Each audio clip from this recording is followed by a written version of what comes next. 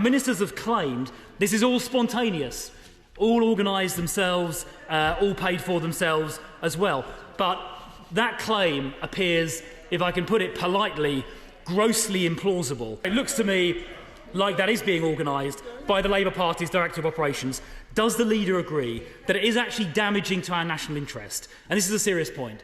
If the governing party, the Labour Party, are organising interference or campaigning in another country's election. It is a bit rich, isn't it, really, coming from the party opposite. I mean, their would-be leaders have spent weeks debating and arguing over who would vote or who wouldn't vote for Donald Trump. And the former Prime Minister, Liz Truss, went to the Republican National Convention and spent her time there discrediting the sitting president. The Prime Minister, I believe, is currently in Samoa attending the Commonwealth Heads of Government Summit. Will the leader confirm that he will make a statement upon his return next week? Now, I understand that one of the topics under discussion is the question of reparations.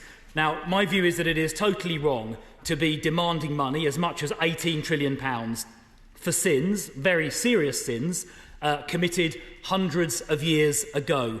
Will the leader confirm that it is her view and the government's view that it is totally wrong to entertain discussions about reparations in relation to things that happened hundreds and hundreds of years ago? I believe that is the government's position. I believe the Prime Minister has ruled out even entering to discussions on that topic, quite rightly. And will the leader confirm that remains the position of His Majesty's government? Mr. Speaker, finally, I ask the leader to organise a debate on foreign interference in elections. A very important topic that I know concerns all of us. Both sides of the House have criticised this in the past. I understand that over 100 Labour Party staffers are enjoying themselves in the United States currently in the presidential election underway. Now, ministers have claimed this is all spontaneous, all organised themselves, all paid for themselves as well. But that claim appears, if I can put it politely, grossly implausible. Now it's emerged in a now deleted social media tweet or post that the whole thing was arranged by the Labour Party's Director of Operations, Sophia Patel, who posted in this deleted post that there are, and I quote, 10 slots available for campaigning in swing state North Carolina. And she said, and I quote, "We will sort out your housing." So it looks to me like that is being organised by the Labour Party's Director of Operations. Does the leader agree that it is actually damaging to our national interest? And this is a serious point. If the governing party, the Labour Party, are organising interference or campaigning in another country's election, and it will make it difficult for His Majesty's government to deal with the newly elected administration in America if the other side wins, and that will undermine our national interest. Does she accept that by organised campaigning in this way, they are putting party interest before national interest, and will she organise that debate? Thank you. Please, I don't need the further comments. And I'm sure you're trying to catch my eye. It's not the best way to do it. Leader of the House. Thank you, Mr. Speaker. And can I also join the Shadow Leader in welcoming Morgan Edwards to this place? I'm sure he brings great experience from Legoland that can be brought to bear in this chamber as well. And can I also send my condolences to the family of Jeff Capes. As a child of the 80s, I remember what a legend he was, and his shot put record, I believe, is still unbroken. And can I also take this opportunity to once again point the House to the call for views launched by the Modernisation Committee last week. And tomorrow, new limitations on MP second jobs come into force. The House will remember that before recess, we voted to remove the exemptions on paid advocacy roles, and I wanted to give members time to adjust to these new rules, hence why they're coming in force tomorrow.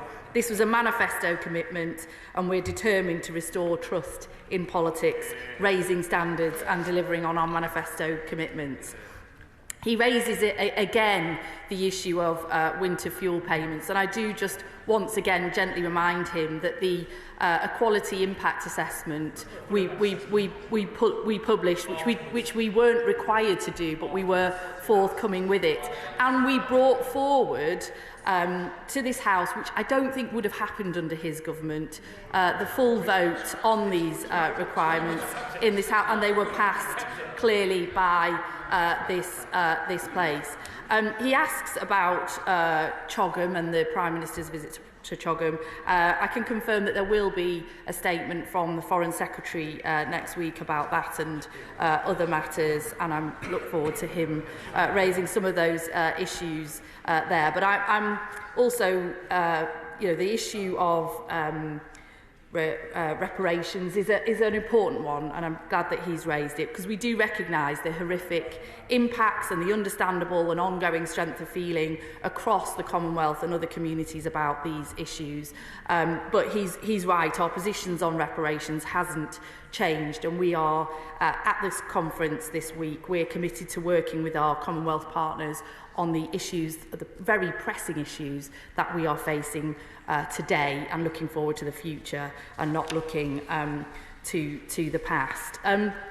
He raises the issue of campaigning in the United States and elsewhere. I note that he wants a full debate on that, but then at the same time he's also questioning why we're offering full general debates on issues. So I'm not sure whether he wants a general debate or doesn't want a general debate. But look, campaigning abroad happens in every election, and people do this in a personal capacity as well, he knows. But I do think, Mr Speaker, it is a bit rich, isn't it, really, coming from the party opposite. I mean, there would be leaders who've spent weeks debating and arguing over who would vote or who wouldn't vote for Donald Trump. And the former Prime Minister, Liz Truss, went to the Republican National Convention and spent her time there discrediting the sitting president. Well, just to say, the others aren't MPs, by the way, if you weren't listening. Come on, leave that. So I feel it is a bit rich, really, Mr Speaker. It is for the American people to decide who their next president is, and this government is committed and determined to work with whoever wins that election.